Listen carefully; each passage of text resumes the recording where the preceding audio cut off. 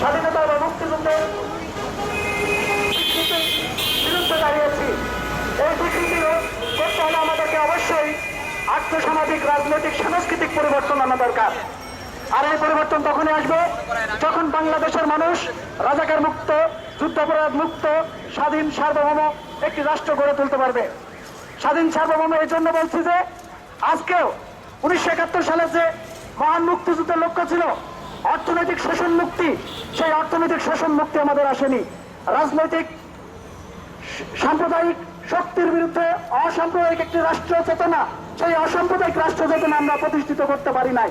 সংগ্রামী বন্ধুগণ, রাজনীতি থেকে, রাষ্ট্র থেকে, সামাজিক অবস্থান থেকে সমূলে এই সাম্প্রদায়িক শক্তিকে উৎপাদন করে মুক্তিযুদ্ধের ইতিহাসকে রক্ষা করতে হবে।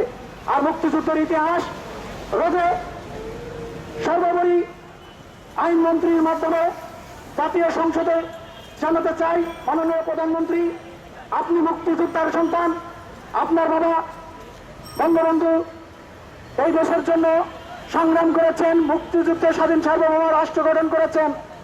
আপনি আজকে অসাম্প্রদায়িক চেতনায় একটি রাষ্ট্র প্রতিষ্ঠা করার লক্ষ্যে দেশকে নেতৃত্ব দিচ্ছেন। তাই বলবো, যুদ্ধাপরাধ নিয়ে তালবাহানা নয়।